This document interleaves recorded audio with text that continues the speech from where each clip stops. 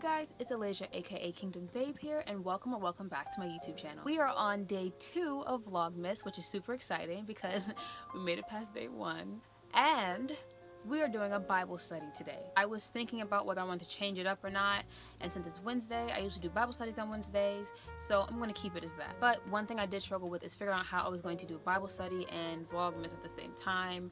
And then I was like, girl, why are you struggling? Because Jesus is the reason for the season. This is going to be much easier than I expected. And it wasn't until yesterday that I actually got something to share with you guys today, because I didn't have anything to share with you guys.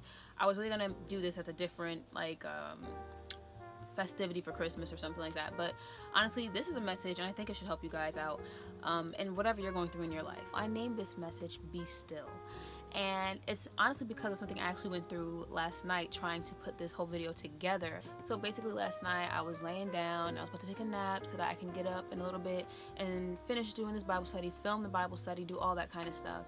And I had a lot of other things to do too, and so I was like, you know, I'm gonna need some energy, I'm gonna take a nap, and the lights went out. So now I am no longer tired because I'm too busy worrying about how I'm going to do everything I needed to do before tomorrow morning. I had another video to post, finish editing, and that wasn't done. I had to finish a Bible study and film it. That wasn't done. There were so many other things I had to do that weren't done. My laptop was dying. The Wi-Fi was cut off because the lights were out. My phones weren't fully charged, so they were gonna die any minute. And I was just like, so that just escalated very quickly, and now I'm concerned, how am I gonna get these things done? And honestly, it was very unexpected. It was not something that I can go and turn on the lights myself because the whole block was out. And so that's up to PSG when they go and turn the lights back on, because again, the whole block is out. It's not just my house, it's the entire block. So there's no time frame or set time as to when they're going to turn the lights back on. We don't know when they're going to turn the lights back on. There's been days where they haven't turned the lights back on sometimes. So I don't know, and I have deadlines. Like I say, I have things I have to do. And now I have a whole situation that I can't control. I can't fix. I don't know what to do. I'm like, Jesus, help me, because I can't do this. And honestly, I was having a hard time figuring out how I was going to write up this Bible study, what I was going to talk about, what I was going to share with you guys. And it came to me. I prayed and stuff, and you know, as I calmed down, I got the words be still. And it hit me differently because it meant for me to be still in what was going on with me at the time. And for me to be still and have faith that no matter what happens, no matter what time the lights come back on, God's gonna help me out. He's gonna provide, he's gonna take care of me regardless of what happens. He's done it before and he will do it again. So that was really my reality and my testimony as to why I chose Be Still as the title of this message. As I went through my own struggles and my own coming to understand that I have to be still and that things are out of my control, but they're never out of God's control, I was directed to Mary, Jesus' mother.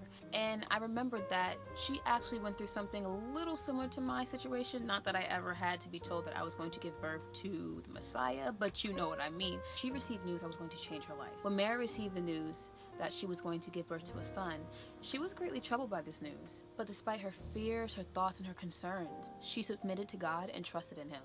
And as good as the news was, it was also very scary, very new, unexpected, something she's never done before, something nobody's ever done before. So where does she go? Where does she turn? What does she do?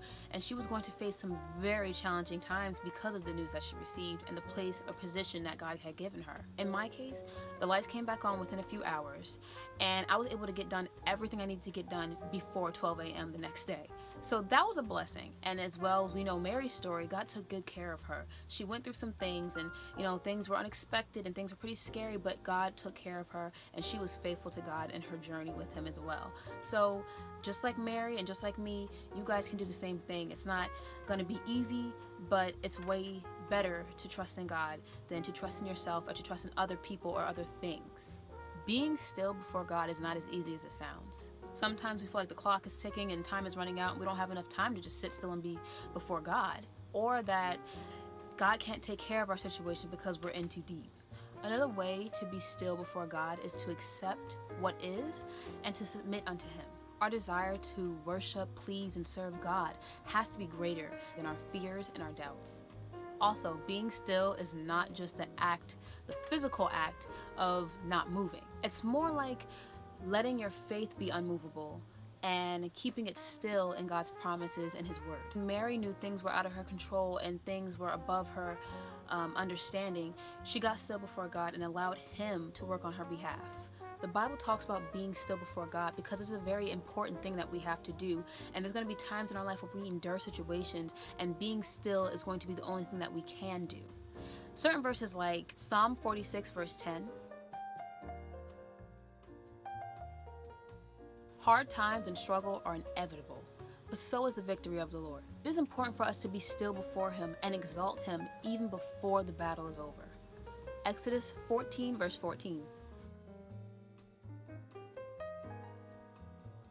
When you feel trapped, attacked, or an unexpected situation comes about, don't give in to your problems. Stand still and firm in your faith and watch God deliver you. Psalm 37 verse 7. Don't worry or stress yourself when you face some opposition. Opposition will come, especially when you are trying to carry out the will of God. Be still and have that unwavering faith that God, our protector, is on our side. And lastly, Philippians 4 verse 6.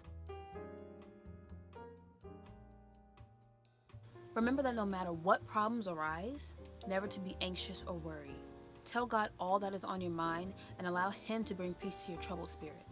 Well, guys, that's it for this Bible study.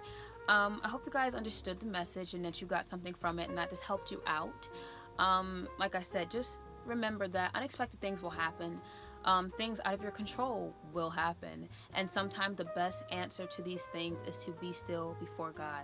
And like I said, that doesn't mean not doing anything at all, but it means having faith and trusting in him and not allowing yourself to be moved from that position, because any other position than that is not a stable position at all. Make sure to be still and know that he is God.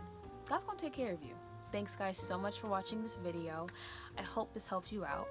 I love you guys so much, and I will see you guys for day 3 of Vlogmas. Until then, peace.